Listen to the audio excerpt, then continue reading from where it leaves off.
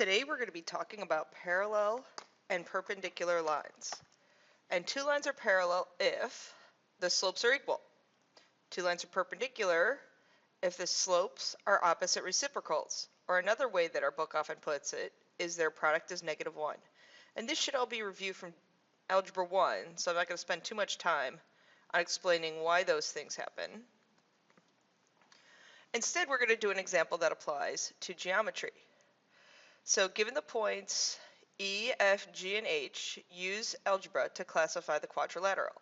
So we need to find the slopes. So I need to find the slope of EF.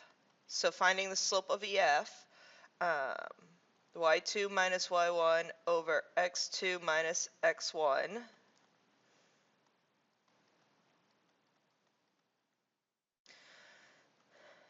Now let's find the slope of FG. Okay, FG, 9 minus 3, 4 minus 2. So we have 6 over 2. Slope of GH.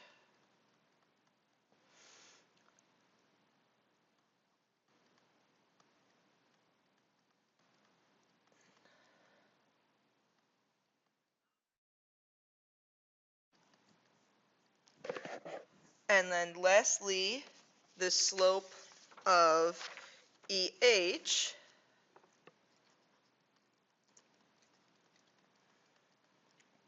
Slope of EH.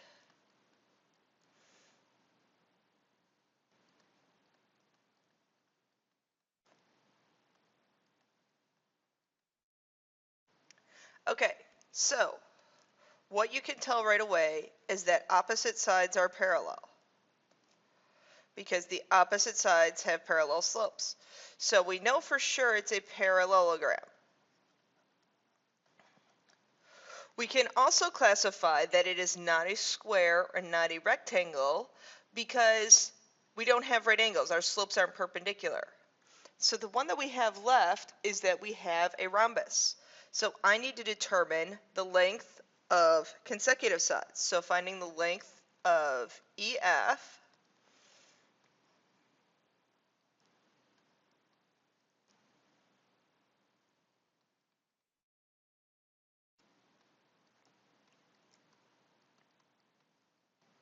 Simplifying that out, I'm not going to show you guys all the work in simplifying that, just to save time in the video. We get 2 root 10, and then finding FG, those are consecutive sides.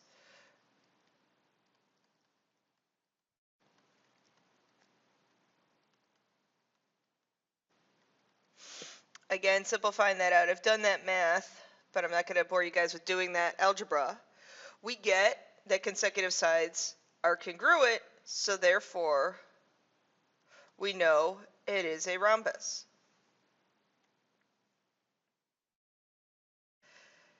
Now that we know it's a rhombus, we need to show that the diagonals of the rhombus are perpendicular. So I need to find opposite vertices slope. So the slope of HF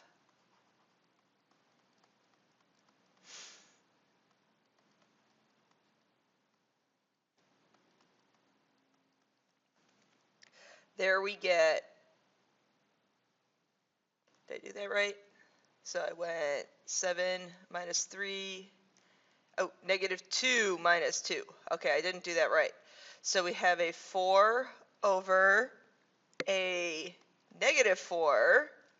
That's a -1. Make sure that when you're finding slope, you're starting. I started with 7 minus 3. I need to go back to the -2. I went the wrong way. So that's where my mistake was. EG, okay, 9 minus 1. 9 minus 1, so I start with 9, so I have to do 4 minus a -4.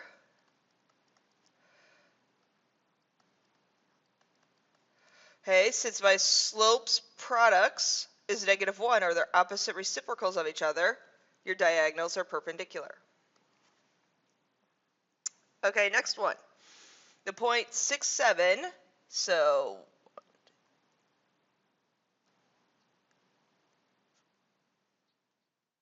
point 67 lies on the circle with the center being negative 2, 1.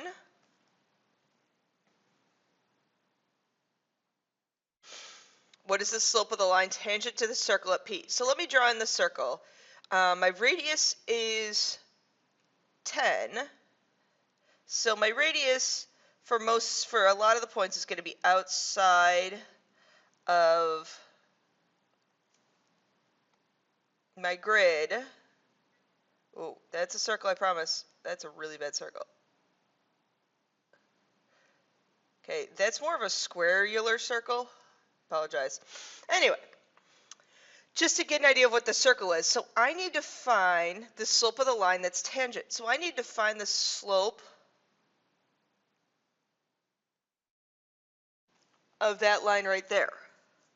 Okay, the slope of that line right there, if you draw in your radius, is going to be perpendicular. So find the slope of the line through the center and the point that we were given, 6, 7. So the slope of that line is 7 minus 1, 6 minus a negative 2. Reduce that guy.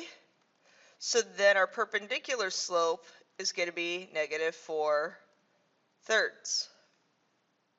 And that's the slope of our tangent line because it's perpendicular to the given line, or to the radius.